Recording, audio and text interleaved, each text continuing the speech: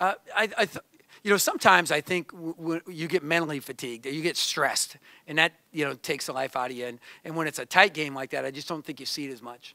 You guys obviously didn't have Isaac, but did you feel like you were recognizing your team again a little bit from? Yeah, I felt like, okay, you know, we felt like at Purdue we kind of like, okay, this is how we're going to have to play.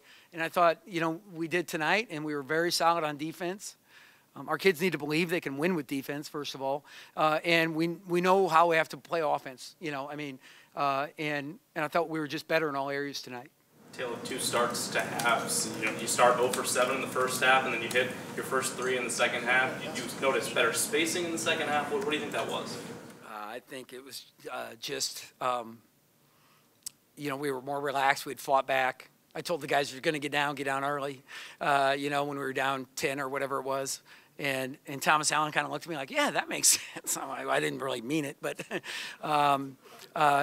you know, I mean, you know, we're still trying to convince you guys that we're going to win this dang thing. So, but the whole point is, you know, when we made some tweaks, I thought we stuck with what we were trying to run and get guys going downhill a little more.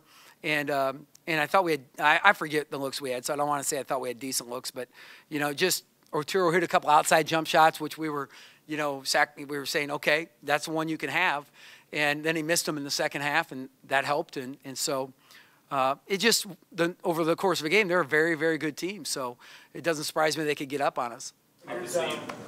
Obviously, rather win by 20 than win by 1. Yes. But especially the way it went in December up in Minnesota, how do you think the guys felt about this and the way it was won, especially at the end like that?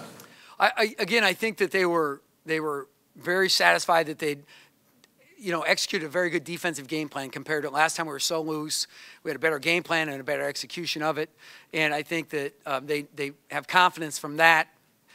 And second of all, then just coming back and being able to get one in play, I think is really important too. Amir had 32 last time you played against him. He only had 11 tonight. What did you do differently to try to change our screen and roll coverage? 7 in a row, and you come back and you have to make it means plays. 2019 stinks. But I mean, when you've got that mentality maybe where you've lost some games, but you're able to make a play on defense to win, get yourself the ball back, make free throws to win late. How much does that say about this team? You know. Yeah, you know, and that's just it. You have to be resilient to hang in there, and everybody's heard the noise, everybody.